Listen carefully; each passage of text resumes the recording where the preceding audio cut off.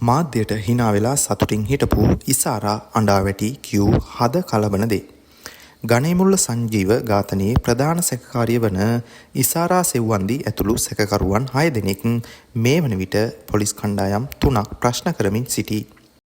ඉසාරා සෙව්වන්දිගෙන් ගණේමුල්ල සංජීව ඝාතනයේ වැදගත් තොරතුරු රාශියක්ද මේ වන විට හෙළවෙමින් පවතින බවයි වාර්තා වන්නේ. මේ අය අතර ඩුප්ලිකේට් ඉසාරා හෙවත් තාක්සි ජේ.කේ. බායි, ජැප්නා සුරේස්, ගම්පහ බාබා, නුගේගොඩ බබි යන අයද සිටී. මේ අතර ඉසාරා සෙව්වන්දිගෙන් ප්‍රශ්න කිරීම හමුවේ ඇය කනගාටුදායක සිදුවීමක්ද පවසා තිබේ. ගණේමුල්ල සංජීව ඝාතනයට අලුත් කඩේ උසාවියට තමන් පැමිණීමෙන් පසු මම ලෝයර් කෙනෙක් කියලා රැවටුණු ගැහැණු කෙනෙක් මට නඩුවකට කතා කළ බවත් එය ඉතා දුබ්බර සිදුවීමක් බවයි ඇය පවසා සිටියේ. එතනට ආපු බොහෝම අසරණ ගැහැණු කෙනෙක් ඇය බොහොම අමාරුවෙන් හොයාගත්ත රුපියල් 1000ක් විතරයි තියෙන්නේ. මේක අරන් මගේ නඩුව කතා කරන ලෙස ඇයට පවසා තිබේ.